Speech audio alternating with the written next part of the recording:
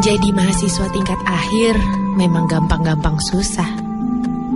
Sebetulnya aku senang, karena mungkin beberapa bulan lagi aku lulus dan menjadi sarjana.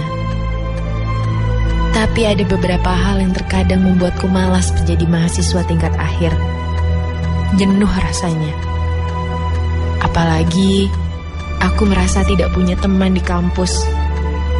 Teman-teman seangkatanku hampir semuanya sudah lulus. Tinggal aku dan dua temanku, Yola dan Bian. Kami bertiga memang sempat buka usaha rumah makan kecil-kecilan waktu semester 5. Dan itulah yang membuat kami terlambat lulus.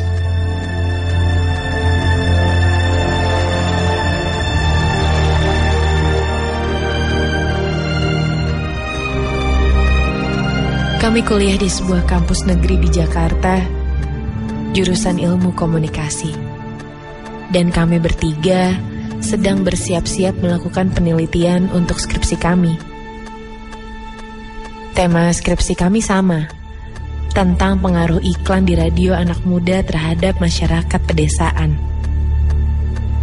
Maka kami bertiga pun memutuskan untuk melakukan penelitian di tempat yang sama. Setelah konsultasi dengan beberapa dosen dan orang-orang yang sudah berpengalaman, kami memilih satu desa untuk objek penelitian kami. Di Bandung. Sebuah desa yang bernama Desa Ciwaruga. Sebuah desa di mana kita masih bisa menemukan sawah dan rumah panggung. Sekitar pertengahan Februari 2010, kami sampai di Ciwaruga. Desa yang sangat indah. Aku hampir tidak menyangka kalau masih ada daerah seperti ini di Bandung. Dan desa ini membuat aku melupakan penatnya Jakarta. Kami bertiga mengontrak sebuah rumah untuk 2 bulan. Sebuah rumah tua.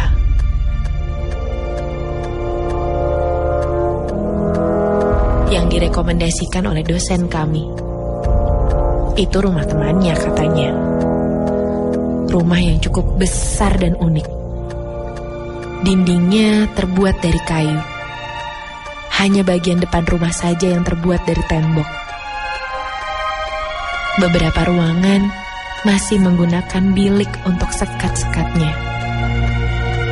Ada 2 kamar tidur, 1 kamar mandi, ruang tamu, dan ruang makan yang menyatu dengan dapur. Semuanya sangat luas. Kami bertiga menempati 1 kamar. Kamar tidur yang satunya kami pakai untuk menyimpan barang-barang dan kami jadikan kamar kerja.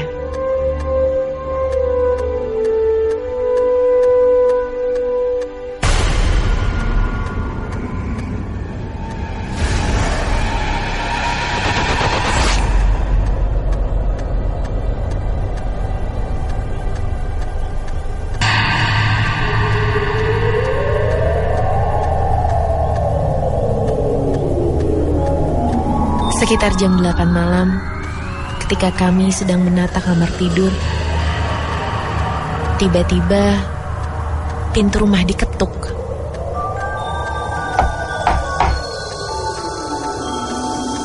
Kami agak kaget, karena suara ketukannya lumayan keras. Tepat ketika kami sedang saling melihat satu sama lain,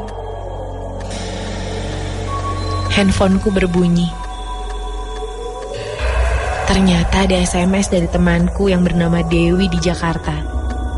Dia bilang, "Sasa sayang, baik-baik ya kamu di Bandung. Katanya Ciwaruga itu banyak kuntilanaknya loh."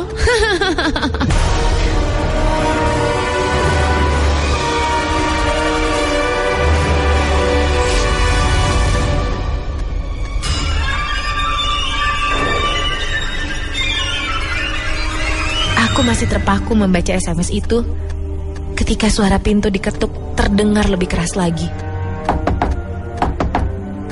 Aku Aku berlari dan melompat ke tempat tidur. Yola dan Bian memandangiku dengan heran.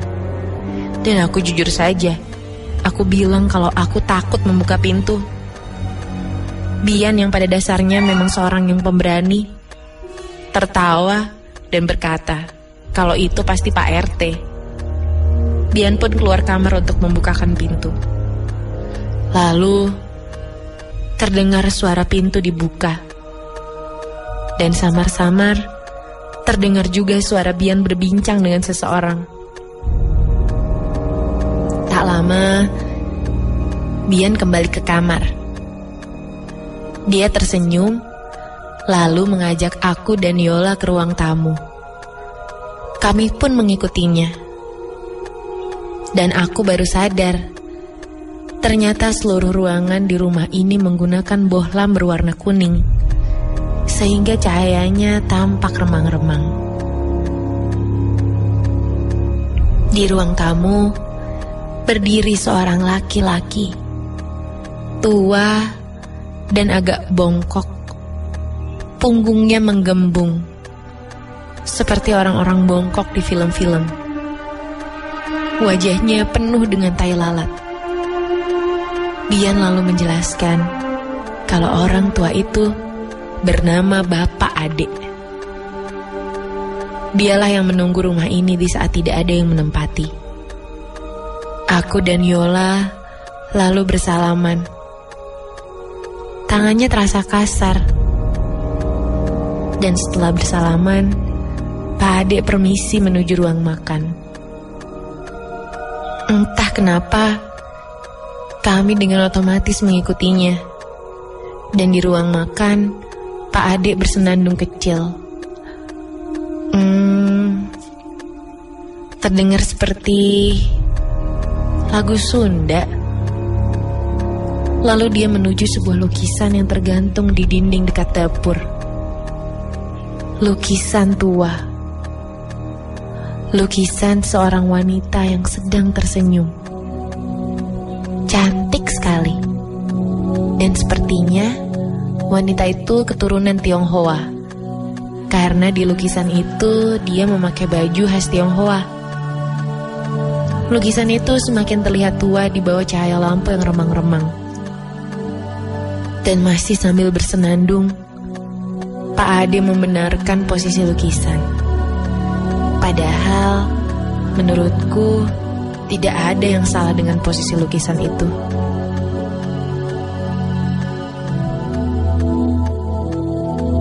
Setelah selesai, Pak Ade mendatangi kami dan berkata bahwa lukisan itu tidak boleh miring sedikit pun. Ketika aku tanya kenapa, sambil bercanda Pak Ade menjawab, "Kasian Neng, nanti gadis itu pusing." Lalu Pak Ade tertawa dan kembali ke ruang tamu. Aku masih melihat lukisan itu, dan saat itu juga merasakan bulu kuduku merinding.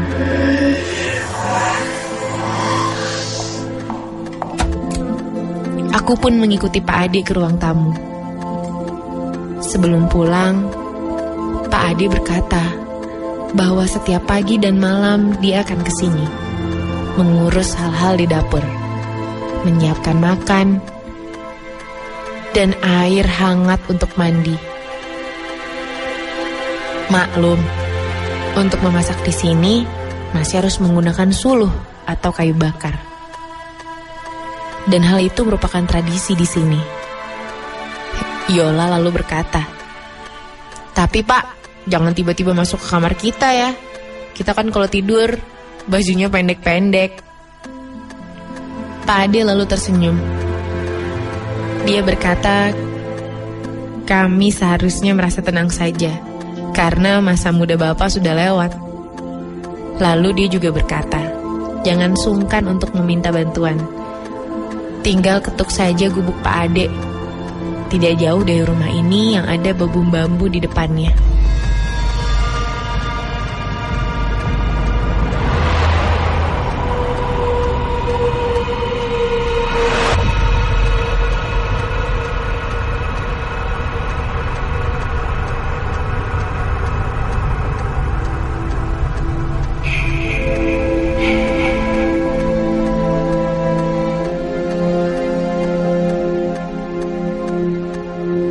Malam itu, kami dengan cepat tertidur.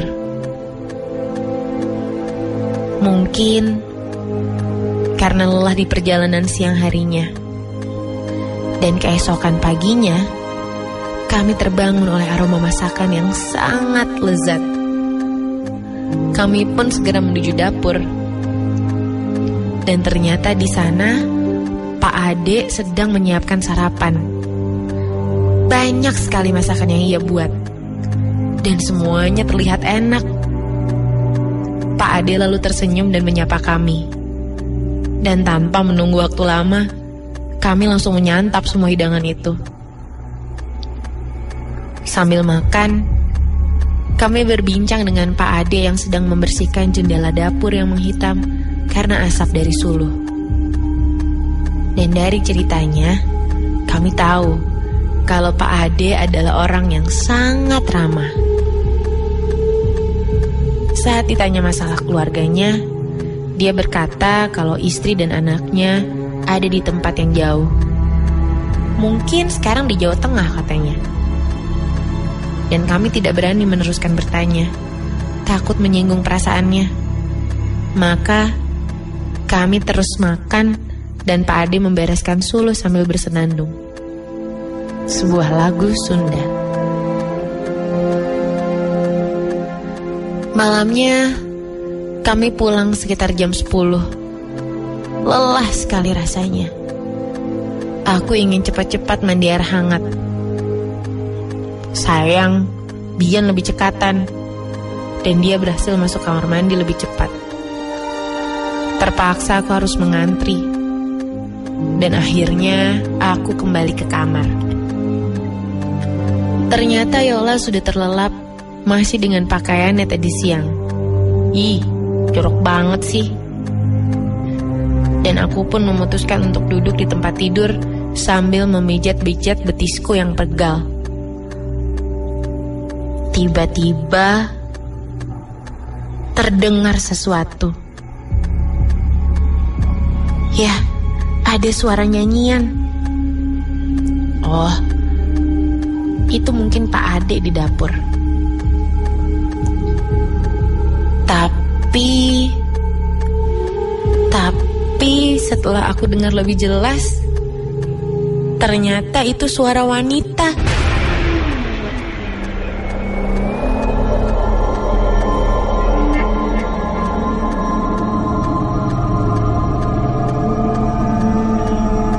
Suara wanita yang sedang bernyanyi, menyanyikan sebuah lagu Mandarin. Aku menahan nafas, mencoba untuk mendengar lebih jelas lagi.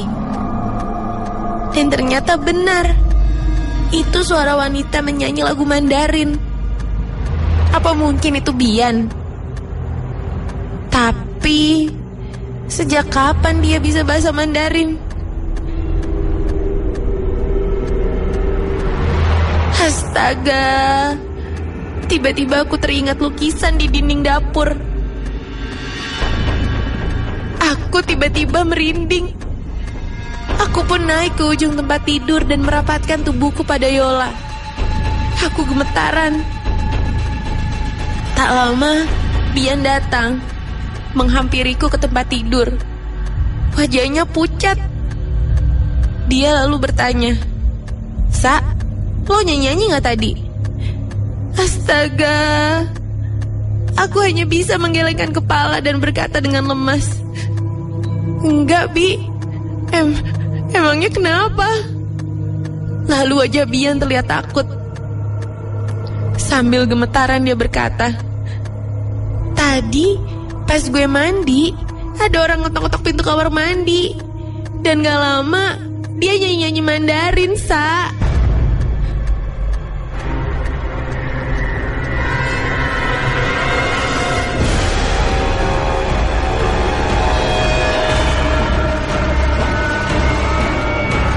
Dan tiba-tiba di belakang Bian, tepat di pintu melintas satu sosok wanita.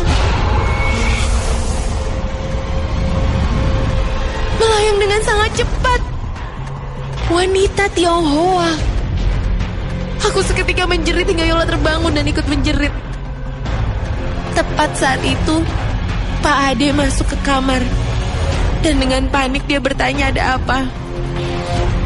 Kami pun menceritakan semuanya.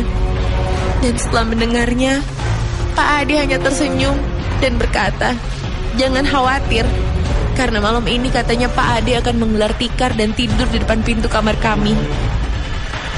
Kami agak sedikit tenang mendengarnya.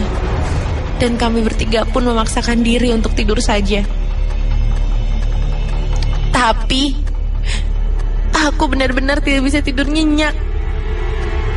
Sesekali aku melirik ke arah pintu yang terbuka sedikit.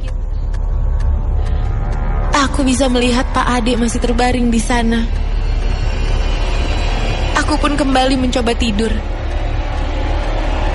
Tidak lama, aku terbangun lagi karena mendengar suara kotak mainan berbunyi.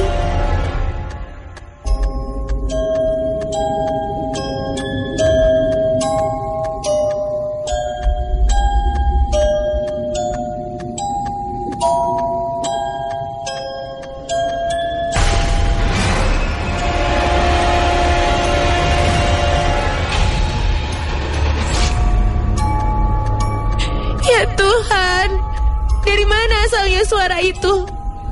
Suaranya semakin keras dan nadanya sangat menyeramkan.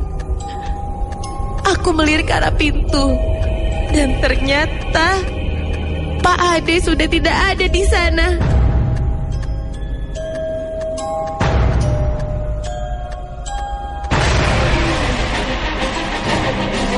Suara kotak mainan itu terus terdengar.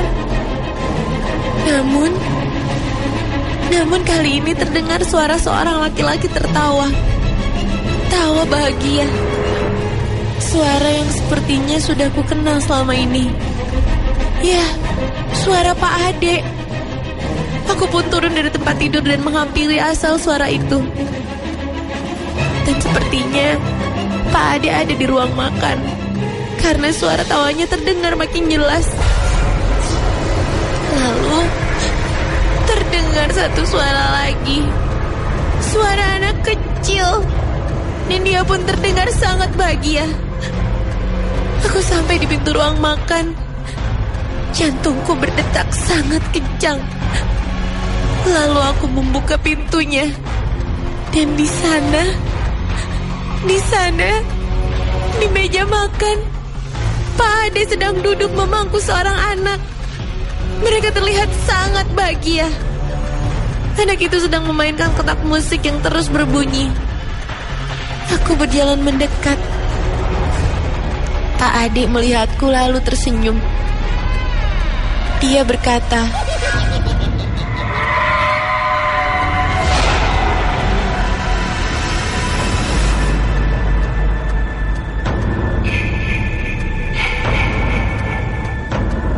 "Neng, ini anak Bapak." Lalu anak kecil itu melihatku dan melambaikan tangannya. Ya Tuhan, sebuah pisau menancap di lehernya. Aku tidak bisa bergerak. Lalu tak lama terdengar suara itu lagi. Seorang wanita yang menyanyi Mandarin. Tepat suaranya ada di belakangku. Dan saat itulah Pak Ade berkata, "Nah, itu istri Bapak," sambil menunjuk ke belakangku. Tiba-tiba ada satu sosok wanita melayang dari belakangku menuju Pak Ade dan anak kecil itu. Wanita dengan baju khas Tionghoa.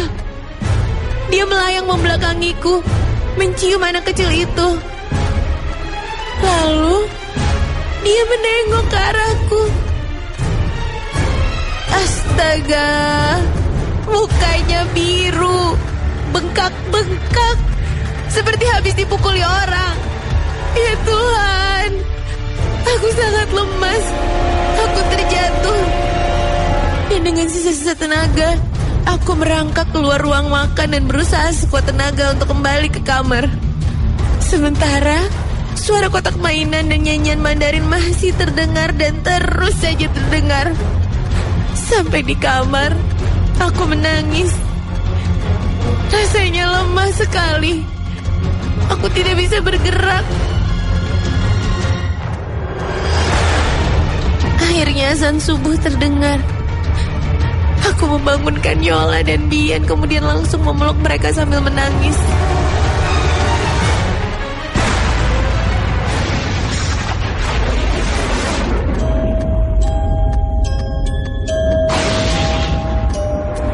Besok paginya, kami memutuskan pindah dari rumah itu dan menyewa sebuah tempat kos di kota.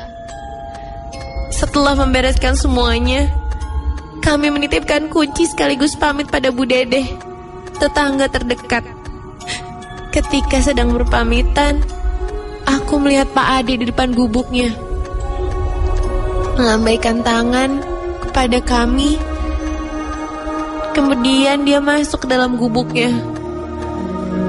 Bu Dedeh yang melihat hal itu kemudian berkata, istri dan anaknya itu meninggal dibunuh perampok di rumah yang kami tempati. Dan itu adalah si Bongkok. Kemudian Bu Dedeh bercerita kalau si Bongkok menjadi gila dan berpikiran bahwa istri dan anaknya masih ada. Kami pun cium tangan kemudian pamit. Dan sebelum pergi, aku berkata pada Bu Dedeh, Bu, Pak Ade gak gila, Bu.